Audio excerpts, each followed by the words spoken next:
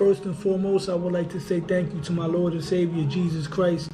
If it wasn't for him, I wouldn't be in the position that I'm in right now to talk boxing. This is my YouTube boxing platform. The beat you hear in the background is an instrumental by one of my good friends, Sound Loud. You can go check him out. He makes fire beats.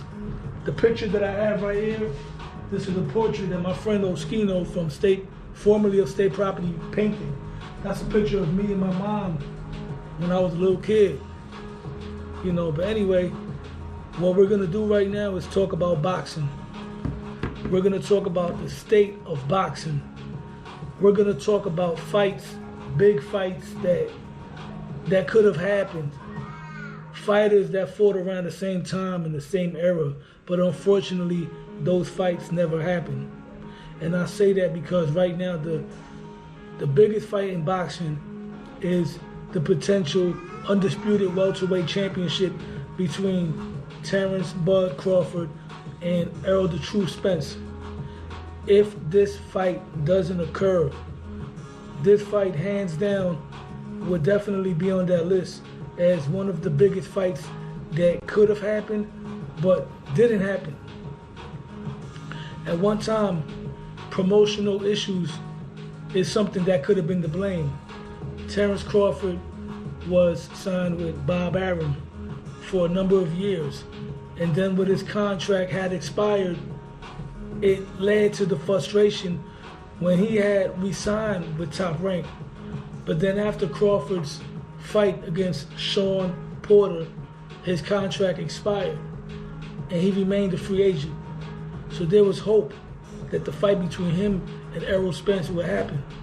And then Errol Spence had that phenomenal win over Udenis Ugas and then called Crawford out. And at the end of the day, man, to get straight to the point, let me just land the plane because I'm over here rambling right now. The fight never happened. Errol Spence is about to fight Keith Thurman in a, not 10 round, but a non-title matchup.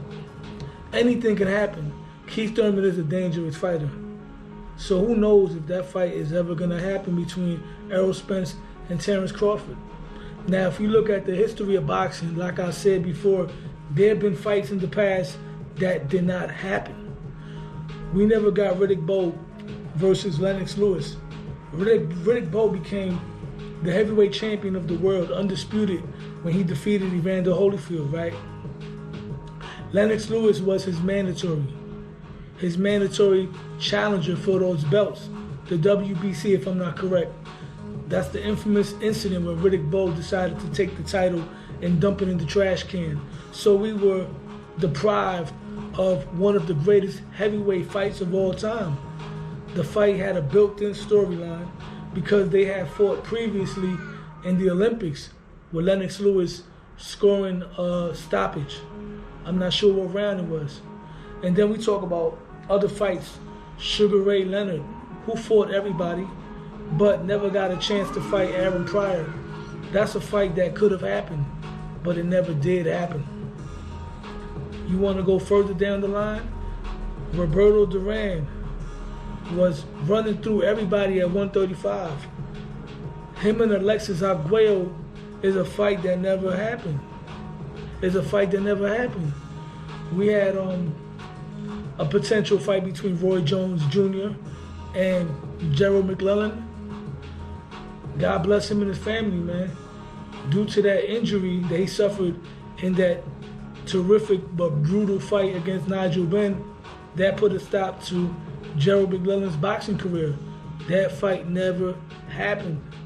We had other fights like Eric Morales potentially fighting another Mexican great in Juan Manuel Marquez. That fight never happened. I mean, I could go on and on. Jurocas Gamboa versus Juanma Lopez.